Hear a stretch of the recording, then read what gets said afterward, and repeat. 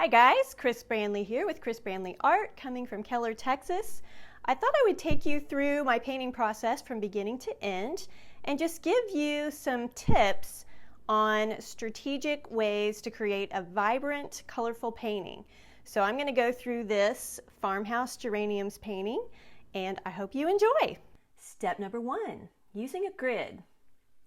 Using a grid will help you with accurate placement of your objects. Painting in those large mass shapes on that first layer is going to keep it nice and loose. If you draw everything in with pencil first, then you're going to have a tendency to be much tighter in the painting from the very beginning. 2, blocking in.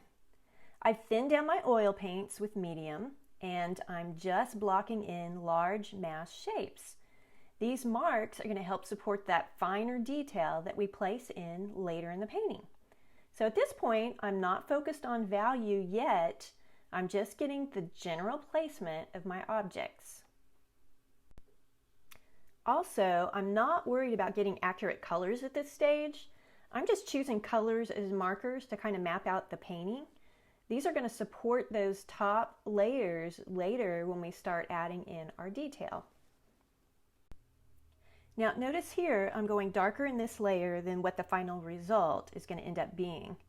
Those darker values are going to help the next layer really stand out, especially when we add those final highlights. Step number 3, covering the surface. I'm using a dry brush to pull all of my edges together, making sure that all of those little white spots from the board are covered with color. Step 4, establishing dark values.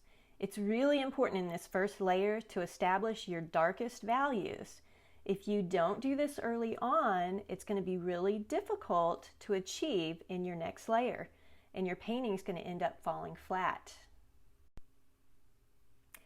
Step number 5, adding layer number 2. This is your opaque layer. So I'm using thicker paint now to build layer 2. I begin by adding my midtones. Step 6, temperature. Playing those cooler and warmer colors off of each other is going to add lots of interest and depth to your painting. I've added cooler greens here next to the warmer greens to help them really stand out. Notice that the cooler colors tend to recede and the warmer colors come forward. I'm still building up my thicker layer on top of that underpainting, but I'm letting bits of the underpainting show to help create a little bit of vibrancy.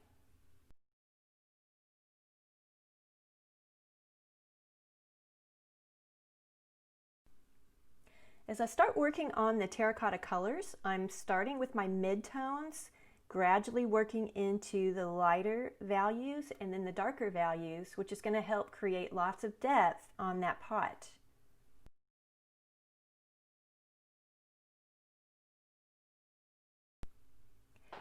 Step number 7, highlights. Time to start bringing forward those beautiful light values. This is going to make a big difference in your painting. Step 8, refining.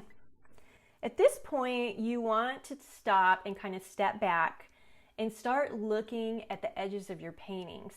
So if you're finding edges that look sloppy, or if all of your edges look really hard and crisp, that's not going to make for the best painting.